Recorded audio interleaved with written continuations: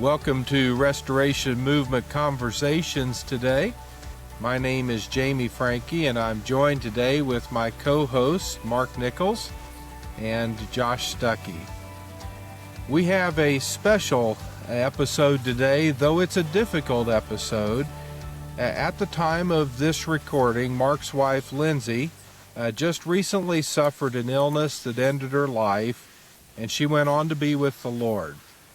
And Mark offered today to take some time and share a little bit about what happened, and also to give advice to our listeners of helping others deal with grief and loss, and maybe you yourself to deal with grief and loss. And we certainly thank Mark for his willingness to do this and appreciate him talking openly about a difficult subject in order to help others. Before moving forward, we hope that you will follow our podcast, and we invite you to reach out to us at our email address, restorationmovementconversations@midwestministrytraining.com. And so we'd love to hear from you. If you have questions about pertaining to our episode today about grief and loss, we'd be happy to respond to those and communicate with you about them. Well, let's go ahead and jump into this, and I'm going to turn the floor over here to Mark, and he's just going to share a little bit about the story about what happened with Lindsay. And so, Mark, we'll let you go ahead here. Sure. For those of you who may not have known my wife, a lot of preachers' wives kind of shine in the background, if you will, and that was Lindsay. This is a picture of my wife. In my eyes, beautiful. It still seems surreal. We were married for 28 years. She was 49 years old. I'm 50, so just 1 year behind me. We met at Bible college, at Central Christian College of the Bible. So she was a sweet, Christ-following, faithful servant of Jesus, and that's where we kind of met. Throughout our marriage, about 5 years into our marriage, Lindsay started experiencing some difficult health issues that had plagued her throughout the rest of our marriage, and those health issues did not get any better. She started off, when I met her, she had chronic asthma, which required some inhalers. And that was pretty much primarily the extent of her health issues. And her asthma was well under control with inhalers and an occasional nebulizer treatment in the wintertime or when allergy season happened. But she was relatively healthy at that point. 5 years into our marriage is when she was diagnosed with Crohn's disease. And if you don't know what about Crohn's disease, it is a disease that affects the GI tract from the esophagus all the way down. It affects every internal gastrointestinal organ that you have. And long story short, through the course of, I think, 3 or 4 different surgeries, Lindsay ended up with just having a small colon, as her large colon had been removed due to disease. And she did okay with that small colon. She ended up having an ileostomy, which is different than a colostomy, but similar in that. And she got along relatively well. There would be occasional flare-ups, occasional problems, but usually handled with steroids and medicine. In 2020, Lindsay was experiencing some symptoms that we didn't know what it was. This was during the height of COVID, and she ended up having a leaky mitral valve that was diseased and needed to be replaced with a mechanical mitral valve. She had open heart surgery to replace that valve. It was COVID, so I couldn't be with her during Thanksgiving and through part of our anniversary. And I think, back up, we were able to spend Thanksgiving. We were not able to spend Christmas and our anniversary together, which was December 27th. So anyway, when she was finally released from the hospital, we came home, began the recovery process. That was 6 weeks of recovery and still experiencing the same symptoms. Come to find out, we went back to the hospital. Come to find out, she needed that valve replaced as it was a faulty valve. She had 2 heart surgeries within 6 to 8 weeks of post-op from the first one. And so she got that replaced again and got along pretty well with that. So are you keeping track? She has Crohn's disease. She now has a cardiologist with the mitral valve and everything with that. Then in about 2022, maybe 2021, she suffered a grand mal seizure. Never had a history of seizures in her life. Scared me to death. We were at home and I didn't quite know what was happening. It was in the evening, rushed her to the ER, was in the hospital for 3 or 4 days, found out it was seizures, no permanent damage, was on medication for that, and it was well controlled. So now she has 3 specialists, though, a neurologist, a gastroenterologist, and a cardiologist. And, also a pulmonologist because of her asthma. Later on, it was discovered that she had some kidney disease because of her ileostomy. It was continually putting out, and the output was greater than the fluid intake that she was able to do. And so she was diagnosed with stage 3 kidney failure, which was manageable. No dialysis, nothing like that, just manageable, occasional, watch the numbers, occasional fluids. So now she has 5 specialists. So up to current date, we had 18 months of just beautiful health for Lindsay. We really enjoyed that time, was not sick, not in the hospital, didn't have any setbacks, and her health was relatively controlled with a bunch of medications outside of the hospital. So it wasn't like she was hospitalized a bunch.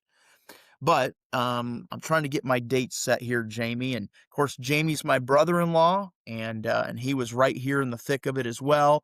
My twin sister was there in the thick of it with me too. Was it about 2 weeks ago that she ended up in the hospital? Is that about right? I think so. Yep. My timing's a little off. Bear with me. I think But it was was it on like a Friday she went in the hospital? it actually was a Monday that she was in Carthage. It was a Friday that she was transferred up to Iowa City. Okay. Yeah. So, Okay. and we'll get to that in a second. So Monday, she wasn't feeling well. She thought she was battling the flu. She went to her primary doctor, no problem, got some steroids. Her breathing was a little bit affected. We came home Monday night and she didn't have an appetite, which we thought was fitting with the flu. I was coaxing her to eat anything just because she hadn't eaten for a while. And so I said, what sounds good? I'll go get it for you. And she finally decided that she wanted a Reese's peanut butter cup. So I got her a Reese's peanut butter cup. She ate both of them and she, was in good spirits. And about 20 minutes after eating that Reese's peanut butter cup, she complained of severe pain in her abdomen. And Lindsay, this is one thing I want to point out. Lindsay never complained. And this sweet girl, this sweet wife of mine, has a high pain tolerance. So when she complains of pain, I listen. And she said it was a 10. And for Lindsay to say it was a 10, it's severe. She was doubled over. And I said, do you need to go to the ER? And reluctantly, she said, I think I need to. And so I said, let's go. And we tried to stand and make it to the car. And she was in so much pain, she could not get out the house to my car. I said, I'm calling an ambulance. So we called an ambulance. Ambulance took her from here to Carthage Hospital. I'm going to kind of make the story shorter. We were in Carthage Hospital for 4 days. They couldn't really figure out what was going on. They said, we need to transfer you to a place that has better medical care because Lindsay's a difficult case. On Friday, we went into the hospital on Tuesday. On Friday, we were transferred, airlifted to Iowa City Hospital in Iowa. It's a teaching hospital with great resources. I went up on Saturday morning because I had to take care of things around the house and some animals and things. So I joined her on Saturday and was up there and was with her Saturday, Sunday. And those were probably the most frustrating days because it's the weekend. A lot of tests were done, but it seemed like there were no doctors to give you the results of those tests. So Monday morning comes, I was there bright and early, and was there with Lindsay, and I wanted to be hearing all the doctors. Well, Monday was a frustrating day too, because all of the specialists of Iowa City, all 5 different doctors, the kidney doctor, the heart doctor, the lung doctor, all of them, gastroenterologists, all of them came into the room to tell us what they thought was going on. And it seemed like each one had a different opinion about what was going on. The kidney doctor was like, "Oh, it's the kidneys. She's got too many toxins in her body, and it's shutting down other systems because her kidney or her liver had high enzymes and was failing." So let me back up. By the time we got to Iowa City, her liver was failing, her kidneys were failing, and they thought that her heart was failing. Okay. So anyway, all of these specialists all came in the room to tell me what was going on, and they all were convinced it was their issue. So all these tests were happening. By Monday evening, the gastroenterologist specialist finally did a scope of her ileostomy, of her stoma, stuck a camera in there to see what was going on because she was complaining of belly pain. So they wanted to see if it was a Crohn's flare-up or exactly what was going on.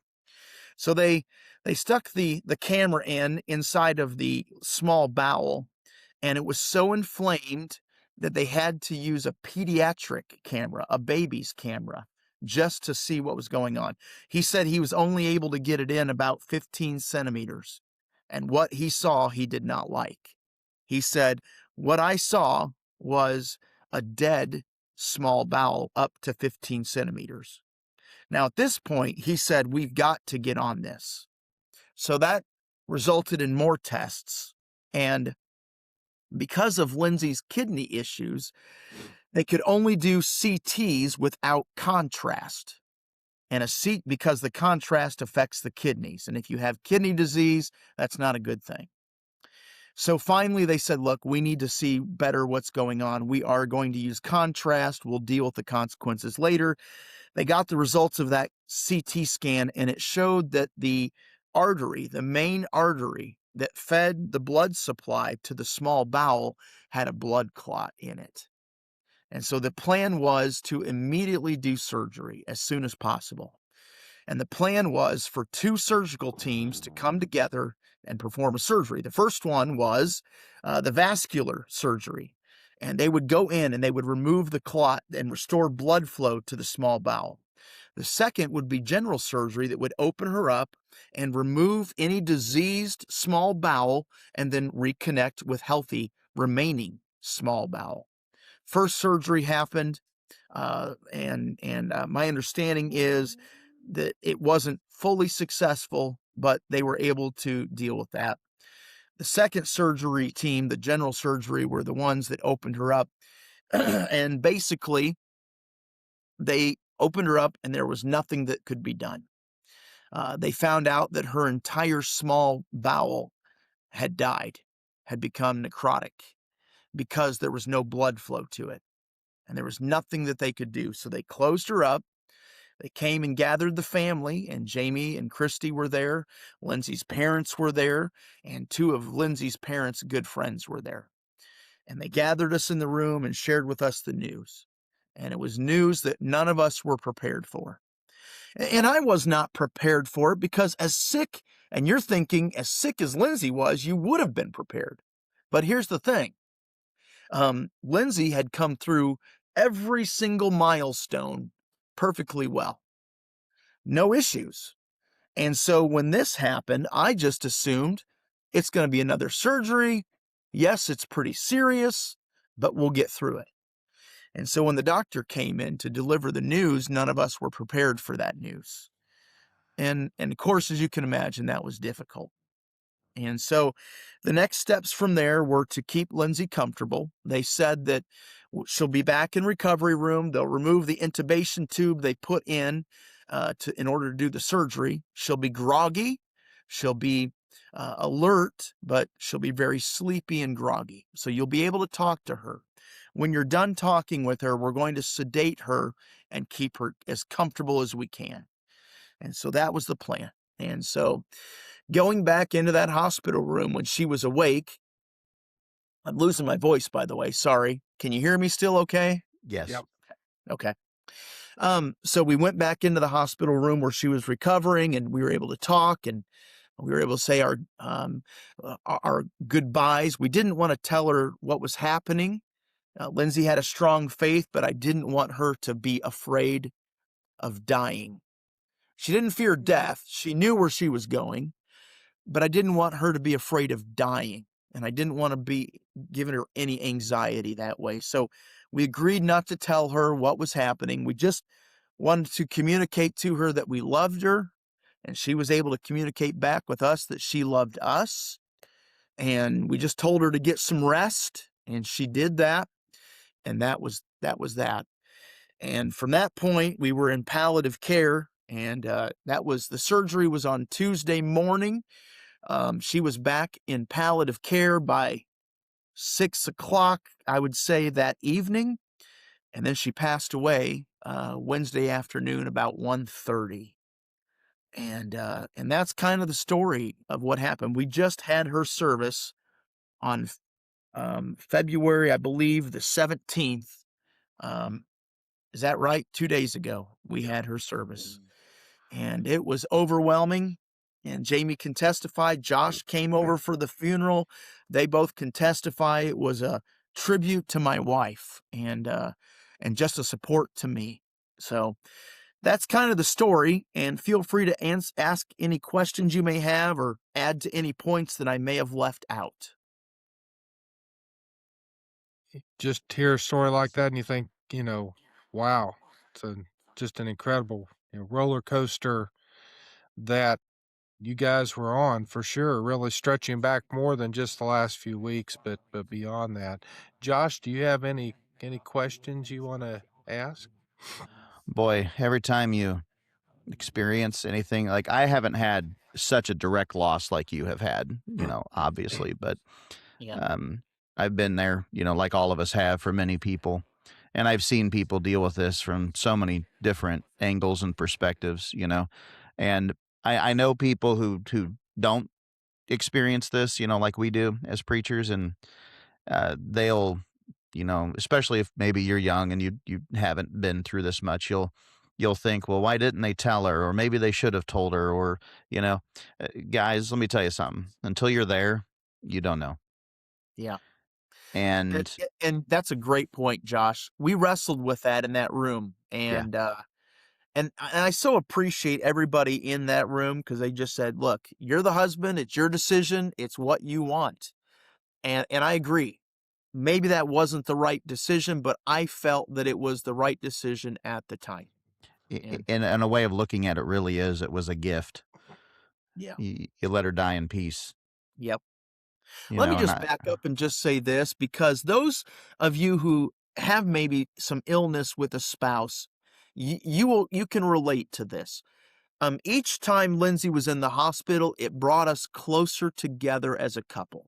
It was an opportunity for me to do what I was commanded as a husband to do, and that is to love my wife as Christ loved the church. Yeah. Well, Mark, you're incredibly brave for getting on here and talking about this. And Yep. I thought the Can I funeral just- was beautiful. And Thank you. And my grief, in the midst of the grief, and I think we're going to talk about this a little bit too, but, many of you watching this are probably like, why is he on here so soon? How can he deal with this? Why isn't he more emotional? Let me just say that my emotions have come to the surface numerous times.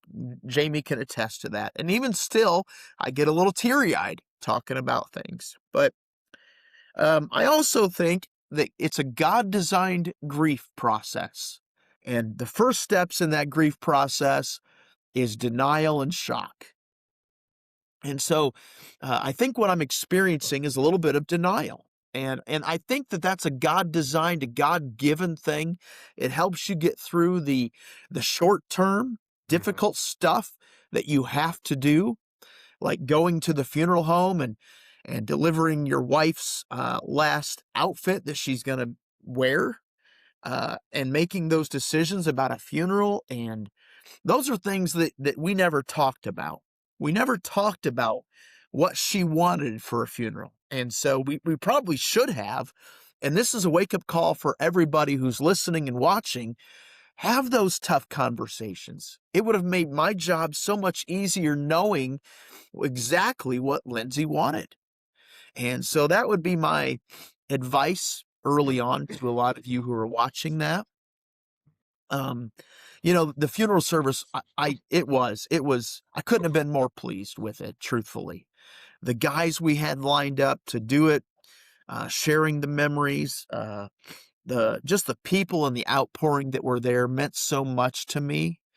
And I agree. And I'm an extrovert, and Lindsay's an introvert, and I was just so I don't know, overwhelmed myself just with the amount of love and outpouring of compassion from people who were there, and people who traveled a long distance to be there, like Josh, and family who came as well. Just tremendous. Well, clearly, and you all, our listeners, know that Mark has been in ministry for, how long has it been now, Mark? 30 years? Almost. Well, let's see, 25 at Burnside plus another 3, 28 years. Yeah. Okay. Working on 30 years. And so you have been with many families through the process of grief and loss. Did hundreds of funerals. Yep. You probably have no idea how many you've done, but I actually do know, because I number each one as I save it in the funeral. 163 funerals. okay. Yeah. To 163 funerals. Yep. I'm sure if you're like Josh and I'm guessing all different kinds of circumstances and so forth. But and that was exactly right. Jamie, as ministers, death is not anything new to us, right? I mean, that's when we are called upon, it seems, the most, to rise to that occasion and be with families in the church who are going through this unexpected journey, if you will, of death and dying. And so that was not new to me. But what was new to me was being on this side of a funeral. To stand in a receiving line at the funeral home and shake people's hands and hug people and see people who I did not know, but who Lindsay had an impact on at the library.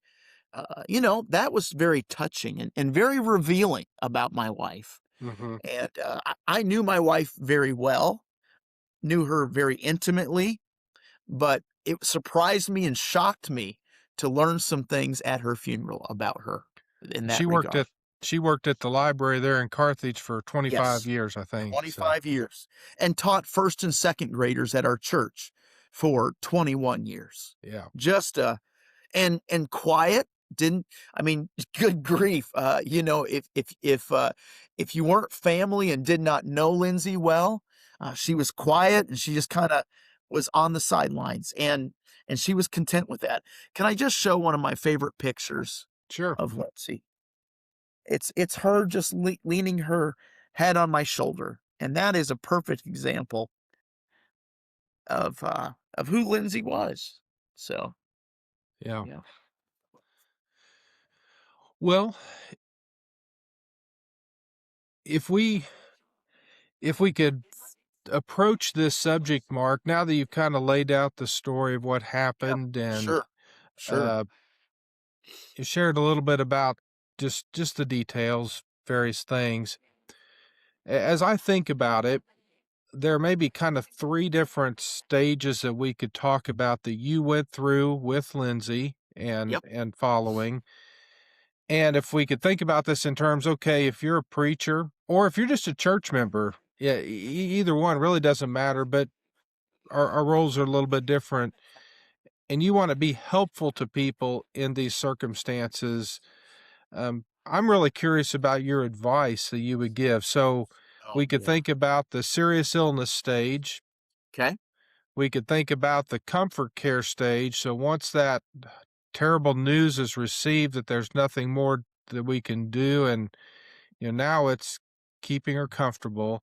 And Yeah. then of course we can think about what we call the grief and loss stage, the death and following to the Yeah. funeral and those things. So if we could take those kind of one at a time and just kind of pick your brain here a little bit from your experience, things that Absolutely.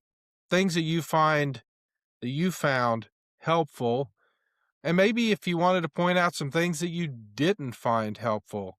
um, you know, that happens, and it doesn't mean that people are trying to be mean or No, anything. no, Sometimes you just, no. It I don't just, know if you're it, like me, both of you guys, if you're like me, you just say stupid stuff sometimes that you wish you could take back. yep, And, yep, so let me start with the serious illness stage. And yeah. that could stretch back even more than just the last couple of weeks. But any insight that you would give to those who would want to minister well to people who are in that serious illness stage, Yeah. and hospitalization stage especially. Absolutely. So a couple things that I would suggest, if maybe your spouse dealing with somebody who has a disease that requires your care and a lot of doctor's visits, be patient.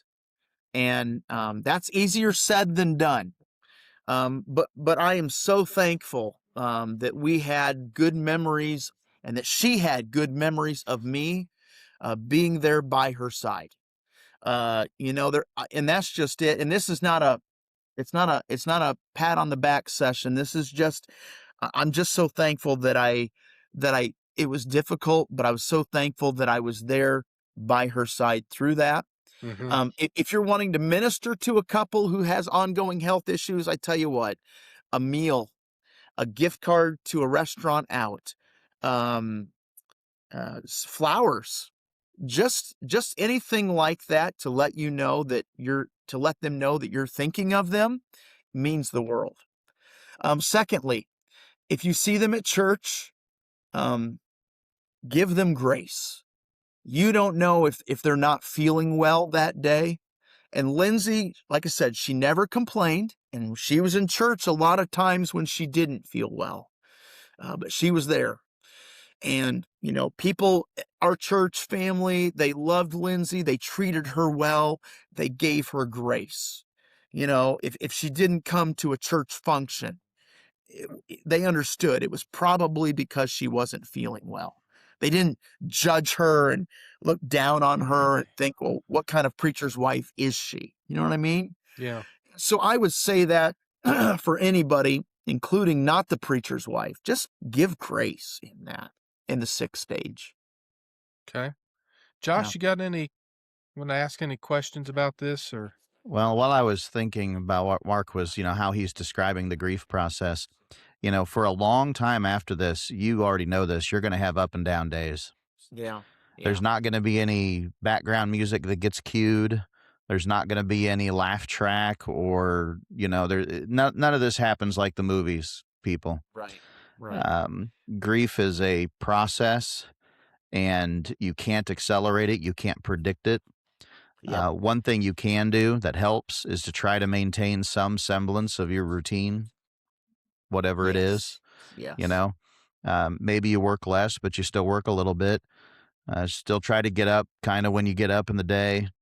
Try to take care of yourself, That is excellent. That is Yeah. so excellent, Josh. And you mentioned it, that it comes in waves. Right now it seems so surreal.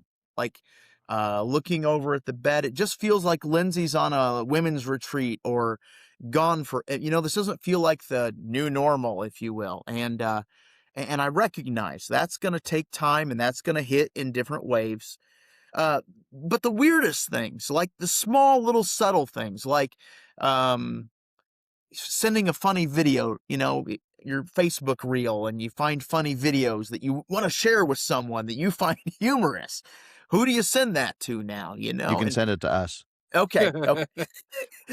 And I'll try to pick appropriate ones. So, but but you talk about staying busy, and that's why I really wanted to do this podcast too, because I needed some normalcy in my life. My church has been great. They're giving me time off from the pulpit. They're giving me 2 weeks. I already had 2 weeks of being in the hospital and being with Lindsay, but they're giving me 2 additional weeks. And they said, if you need more, let's reevaluate. Right now, I feel I feel pretty good. I feel like I could get back in the pulpit and preach. Jamie has been gracious with my Midwest class that I'm teaching and giving me letting the students know what's going on and giving me grace with the lectures and stuff. So people have been super fantastic and supportive. But I do think it's time. I feel like for me, and we all grieve differently, but I feel like it's time to get back kind of in a routine a little bit, to get my new normal, you know? Just Mark, ease into it, friend. Thanks. Ease let, into it. let me ask a question on. I guess this really would apply to any of these times, whether it's the serious illness stage or beyond. If you were to give people advice on what to ask, like so, and I realize that some people are just more open book than others. Yeah. We're all different a little bit. Yep. Some people are very private, and I don't know how you would classify yourself actually, but anything about what it, sometimes you Yes. just don't need to ask. Yes. Let the sick talk about the details if they want to or share Yep. about that. Yep. And so and I probably am guilty of maybe oversharing somewhat. You know what I mean? Like I am an open book and I am an extrovert. Now, clearly, not everybody's getting the same details to the story. Those who are in my inner circle of friends and leaders, they're the ones that are getting the intimate details. But let me just give you an example. And people mean well, and I give grace, and I didn't snap back, and I didn't bite anybody's head off. I just simply answered the questions as they came. But these questions that come, and some people, they have no filter. They think it and they say it, right? And I'm sure I've been guilty of saying things that were maybe inappropriate at the time as well. But just a couple of questions that was asked. And so you are aware, and this is everybody grieves differently. But for me, Lindsay died on a Wednesday. Sorry. She died on a Wednesday. I was back in church at Burnside on Sunday. And I went to Sunday school and I went to church and I knew it was going to be a challenge. But for me, I had to be there. That's where I wanted to be. These people I've spent 25 years with, half my life. I knew they loved me. I knew they wanted me. And that was not to be oh, look at me, I'm a strong Christian. This is my faith. That was not a showy thing. It was, I needed them. I needed them. And that's what it was. But in the process of that, I had some people come up to me and ask some rather unusual questions. Two of them. The first one came up to me and said, and phrased it this way: "You're not going to live in that big old house by yourself now, are you?" And while that he may have been curious about that, um, maybe not the most appropriate time, my answer to him was just a practical one that he understood. Because we do live in a big house. It's a 4-bedroom, 3,000 square foot home, huge. Um, and he's probably right. Probably don't need this house, but I love this house. Anyway, my response to him was, well, if you can find me another house that will loan me money at 3.5% interest, I will move there gladly. And of course, interest rates are double that right now. And so from a practical standpoint, it makes sense to stay here. but I love our house. I've got great memories here. Um, I want to stay here if I can. Second question that was asked, and everybody's wondering it, but this person verbalized it. The question was, are you going to get remarried? Oh, A little soon. little Yeah, I soon. know. A little Oh, soon, right? gosh. I was not upset, but I'll be honest with you. And I just answered this person honestly. I just said, I haven't thought about it. And I really haven't. And I'm still wearing my wedding ring. And I mean, it's going to be a long time before I think of that. Right. Now, it was inappropriate, I felt like, for that person to ask me that question. But let me just say this. When Lindsay was in the hospital, and I hope I'm not sharing too much detail, I know him and I know his heart, and so I'll explain, so no judging, okay? But my father-in-law and I had a serious conversation, and he asked me, he said, he prefaced it, I'm going to ask you a hard question that you may not know the answer to, and you may not want to answer it. And he asked, are you going to get remarried? And I said, oh, Cecil, I said, I don't know. I didn't even think about that. And he said, well, the reason that I'm asking, and you'll understand why. He said, I'm losing a daughter today. I don't want to lose a son-in-law. So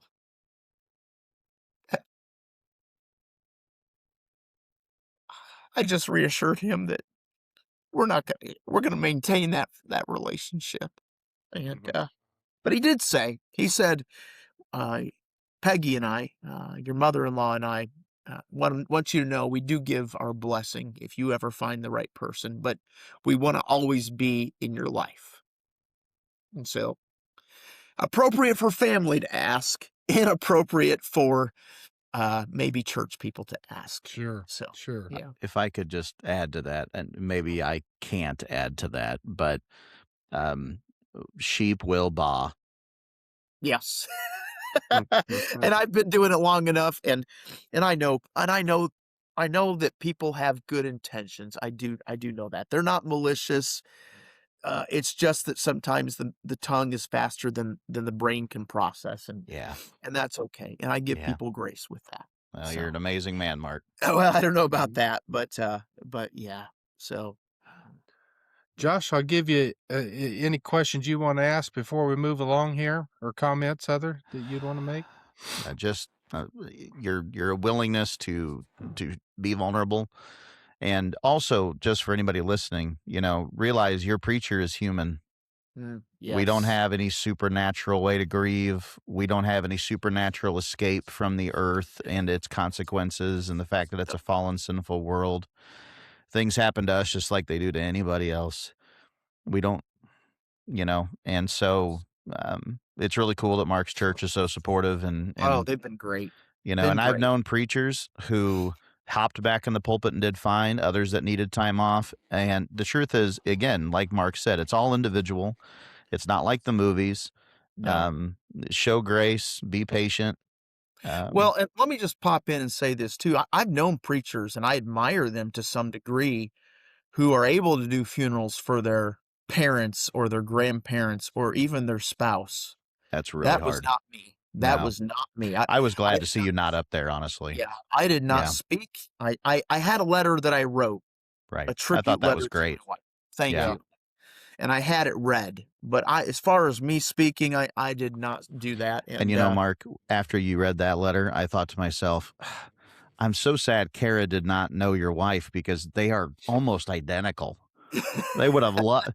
Kara loves books and she loves purses and she teaches little kids. And I thought, what a disservice that I never got them together. I know. And I should, but Lindsay was totally content just to be and so it, Josh, we talked, or you mentioned about bringing our wives on here, and it would have been great, but I would have had a hard time getting mine on here. You know what I mean? Oh, Kara will need some convincing. Yeah. But let me just say this too. For those, you made a good point. Preachers are human. And for those who think, wow, Mark's handling this extremely well, he's not It happens. I get emotional, and even in the receiving line, it was 5 hours, and it was very emotional. But I don't know if you can tell. You can't tell very well, but I've also lost a lot of weight through this whole thing, and it's just because I have no appetite, and it's just because I'm sick to my stomach a little bit. And it's not because my faith isn't there. I know good and well where Lindsay's at. She's not lost. We didn't lose her. She's in Yeah. great hands with God. And, but it's taking a physical toll on me, and I'm not sleeping great, and I'm not eating great. And my church is concerned about both of those things, and they're bringing food, and my mom is good about making sure that I eat. It's going to get better, but this is the grieving process for me. Yeah. Oh, and I'll say one last thing, and I'm sorry before Yeah, I got to get off of here. sure. Mark, just like your wife, whatever you can eat and drink, do it. Yeah.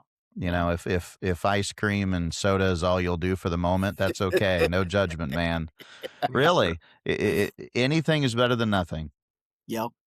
And what I would say to those who maybe will go through this and experience these side effects is, um, it's great. I've got people who are putting food in front of me, and I make the effort to eat what is put in front of me. And because before, I had to refuse food because I was a glutton, and right now I'm just in a stage where I'm kind of like, I'll eat and be polite, and because I know people care and they're worried. But nothing sounds good, and nothing even remotely, tastes as good as it once did, if that makes sense. And that's a weird thing, but it'll get better. I'm convinced of that. This is just a stage. This is just temporary, and I totally foresee myself, improving in that area and moving on in that Sure. area. But yeah, Well, let me ask Mark. So I kind of brought up the serious illness stage. Now, any advice that you would give once you move to that?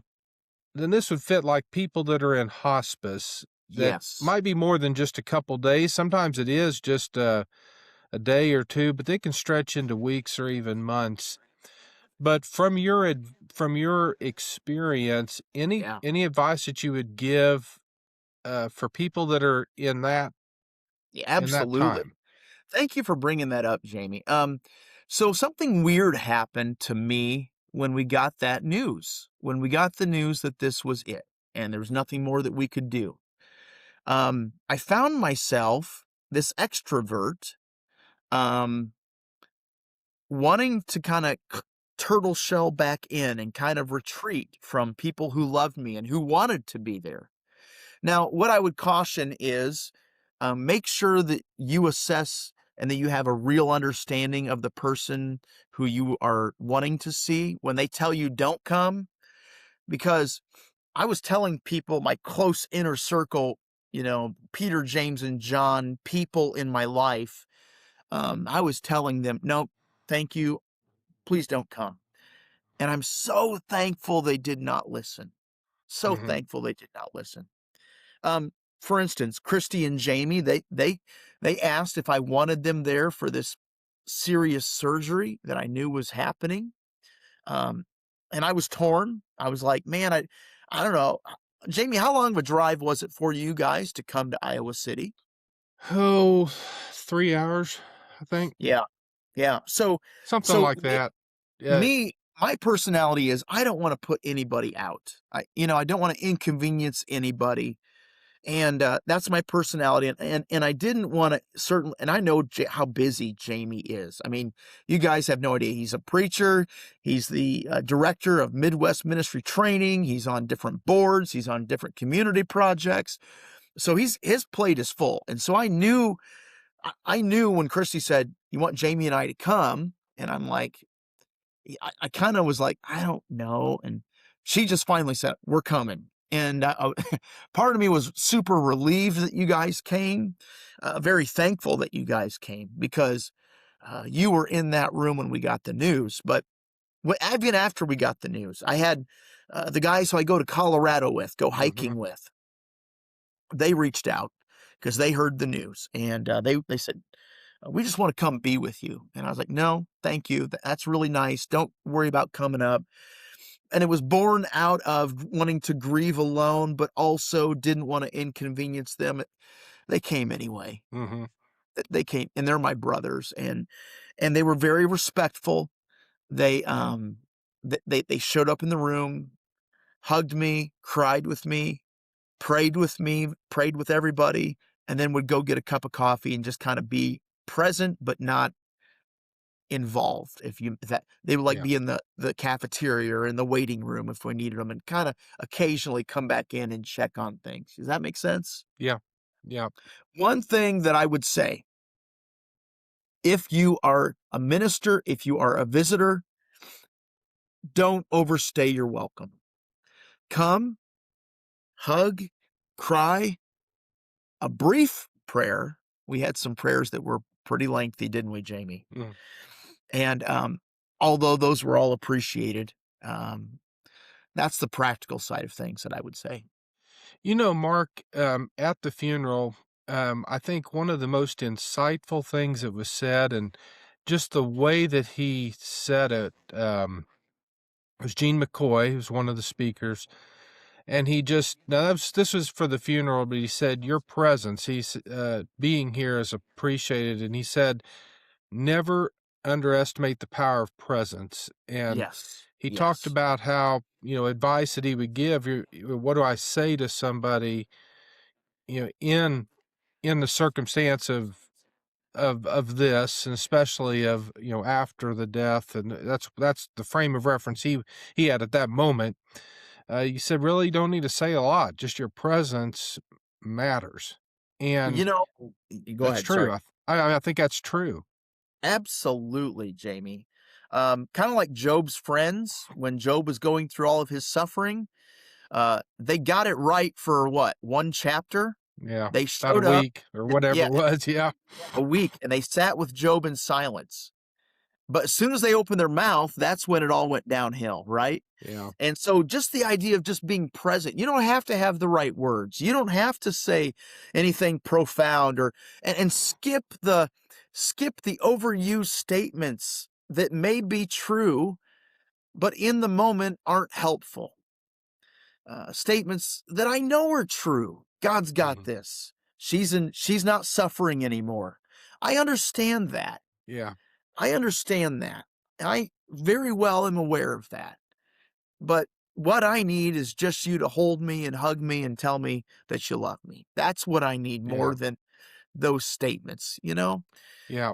And can I just give a shout out to my elders? Um, Sure. this is a lesson too. So the night before Lindsay had this serious surgery with the two teams that were going to come, my elders, they drove 2.5 hours roughly to come and simply pray with Lindsay. She was alert. She was awake. That was before the surgery. She was doing well, doing okay.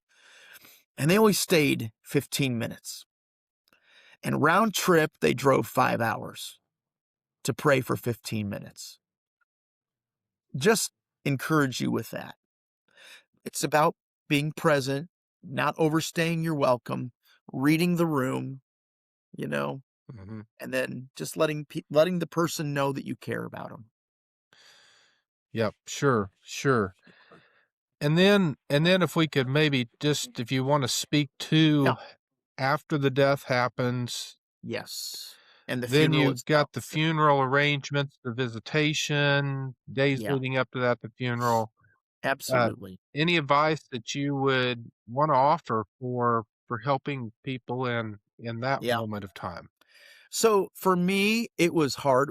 Lindsay and I didn't have any kids. We just, with health issues and things, we didn't have kids. And so a lot of the things that needed to be done that would normally be done by maybe the remaining spouse and kids was done by me. Hmm. And I'm so thankful. And I want to touch on this a little bit too, Jamie, after I tell you about the funeral, but I want to talk about God's goodness throughout all of this. And I know we're kind of over already. So we can do, maybe that's another No, episode. no, this is fine. Okay. Okay. So anyway, the funeral process, the hardest thing for me to do was to pick out her outfit. What was helpful, my mom came over. My mom and dad thankfully live here in the same area, working at the same church with me. Blessed by that. My mom came over to help me pick out that outfit. And I was told a long time ago about this. And because I was asking someone, how do you pick out an outfit for them? And they said, well, they were told that you close your eyes and you picture what they wear on Sunday morning, and that's what you choose. And so the outfit, that's exactly what I did.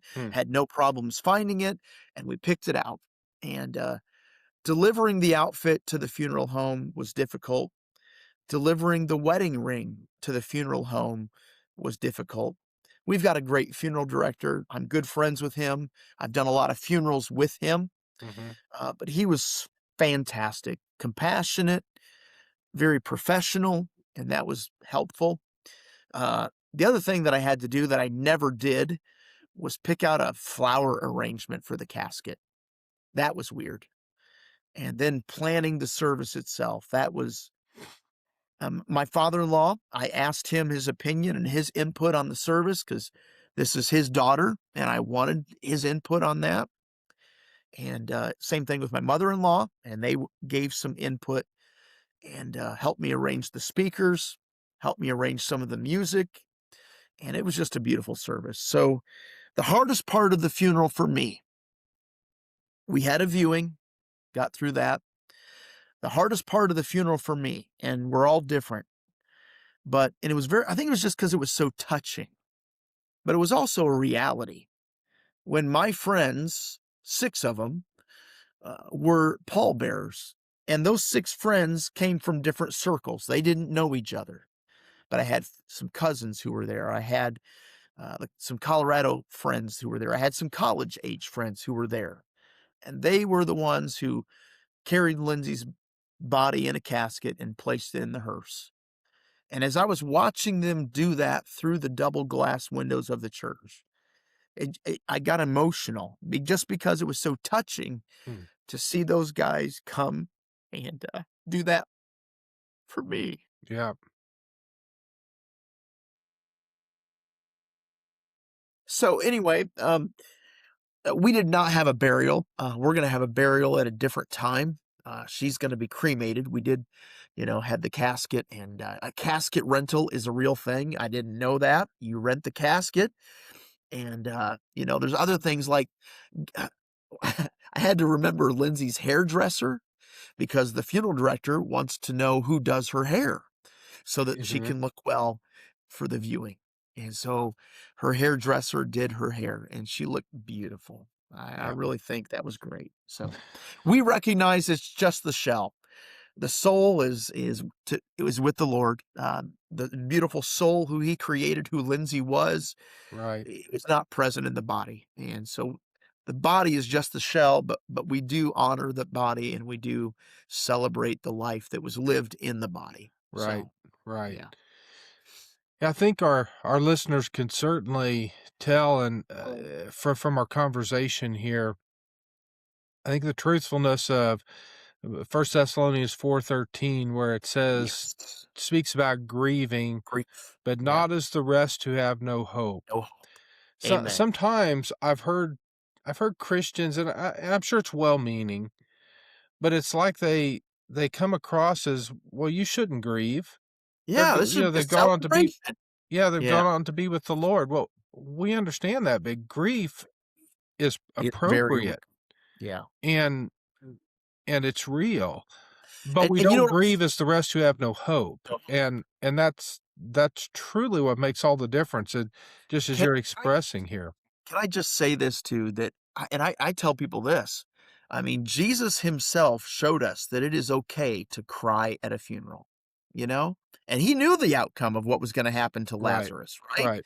But the shortest verse in the Bible, Jesus wept, and he was weeping over the fact that death is the enemy, Can I just touch on real quick? I know we are over, but I just want to share Nope. my Yeah. observations of God's goodness through this. Yep.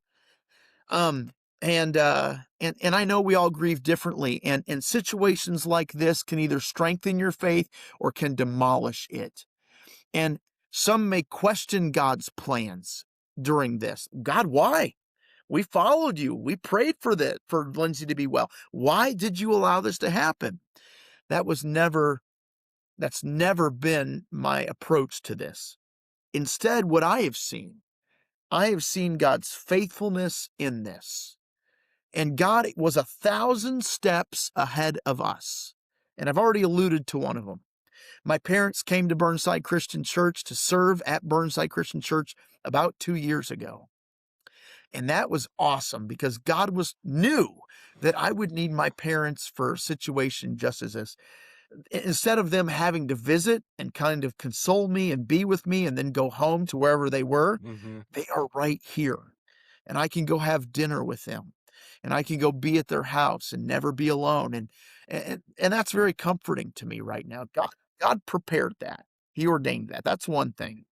The second thing was, and Jamie, you'll get this and you can verify this. At Christmas in December, my twin sister, Jamie's wife, gifted to us.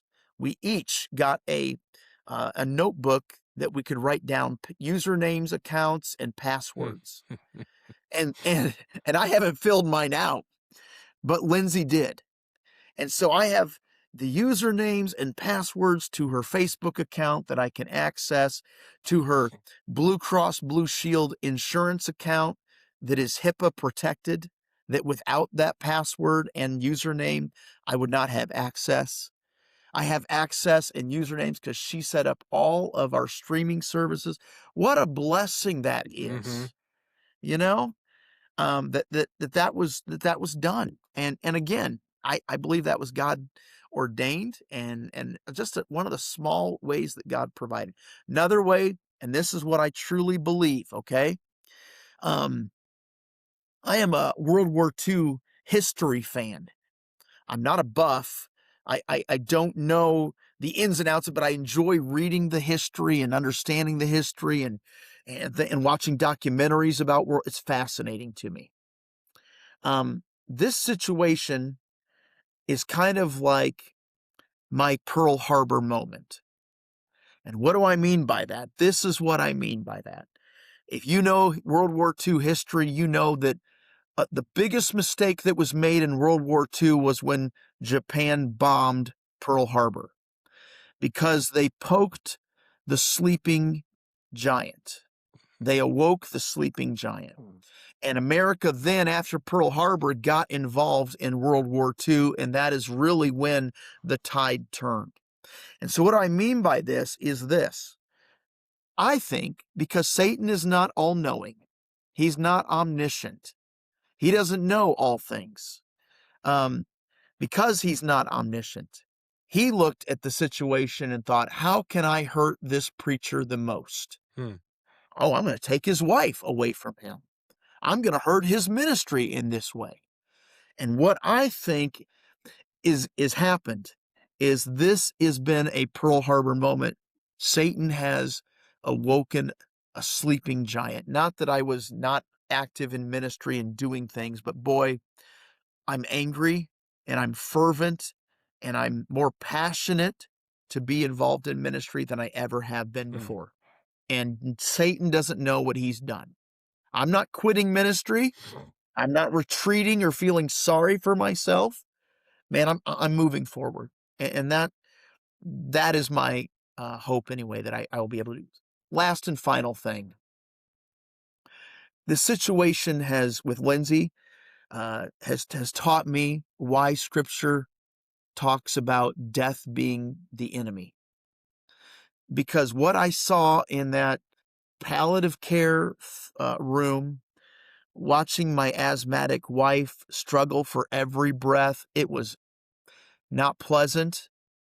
And for those of you who might be in that position one day, another piece of advice that I would give would be, it's okay to take breaks and step out of the room and care for yourself and then come back when you're ready, because that is hard. But everything that I saw, the process of death is of Satan. That is Yeah. not what God intended.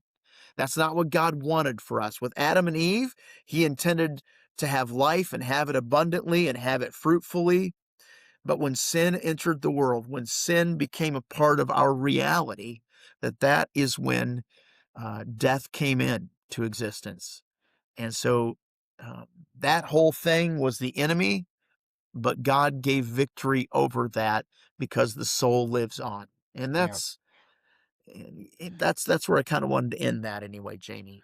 All right. Well, we appreciate that, Mark. Yeah, that's I think death is our enemy, but in Christ, and when everything's said and done, it's a defeated enemy. Absolutely. But And you were there, and that is hard, isn't it, Jamie? yeah, To be in that room and to be in that yeah, situation. So for those of you who may have to go through that, my sympathies with you. I also want to say, I think losing a spouse and being in that situation has helped make me a better, more compassionate, more empathetic minister. At least that's my okay, hope. yeah. That's my hope. Yeah. All right. Well, we're going to wrap up there, and as you, our listeners, can tell, and oh, Mark, Can I did you just want to add Hey, something else? no, I don't want to add anything. I just want to end this podcast differently. Okay. Can I just pray? Yep. Would that be okay? We will. Let me just say we'll Yeah, end with wrap up. prayer. If you have questions, comments, we invite you to reach out to us at Restoration Movement Conversations at MidwestMinistryTraining.com, and we'd love to interact with you on that. I want to thank Mark for his willingness to open up and share here today. Josh was with us through most of the time, but he had to leave Yeah. in the midst of our podcast, so we're grateful he was here and could contribute as well. And so we're going to ask Mark to pray, and then we'll just Absolutely. conclude this episode with that. Mark? Let's pray. Absolutely. Father God, we thank you so very much for the gift of salvation. Father, especially in times like these. I thank you that Lindsay is in good hands and that death is not the end for her, that there is life, abundant life with Jesus because she trusted him so long ago and served him faithfully throughout all of her days. Father, I thank you for being present with us in our hurting when we don't understand. Help us to trust you. I pray for those who are grieving right now, Father, who are wrestling with the loss of somebody that they love tremendously. Remind them of their hope. And Father, may they feel your presence and may they experience your comfort through those around them. Thank you for your church, for what it means to us, for loving us and helping us through the hard times. In Jesus' name we pray these things. Amen. Amen.